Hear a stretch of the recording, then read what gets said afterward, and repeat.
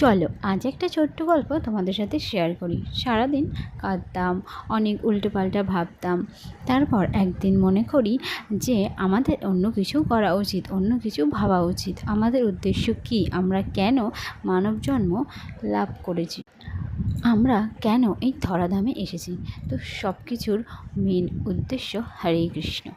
তো আমরা কৃষ্ণ মতে দীক্ষিত হওয়ার জন্য প্রস্তুত ছিলাম না, তবে আস্তে আস্তে শিক্ষা নিয়ে আমরা দীক্ষিত পথে এগোচ্ছি এবং আমাদের সবটুকু হয়েছে স্বয়ং কৃষ্ণের জন্য। অবশ্যই তোমাদের সময় দেখিয়ে দেবে একদিন তুমি কী হতে চাও।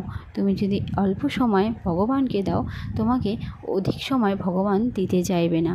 আর তোমরা যদি অধিক সময় ভগবানকে দিয়ে থাকো, অবশ্যই তার অনেক সময়, বেশিটা সময় তোমায় ভগবান দিয়ে থাকবে। হরে কৃষ্ণ মহামন্ত্র জপ করো।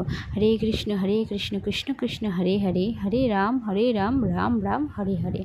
তো বন্ধুরা, জোর করব না, সবাই একবার হরে কৃষ্ণ বলে যাও, দেখবে খুব ভালো লাগবে। রাধে রাধে, শান্তি।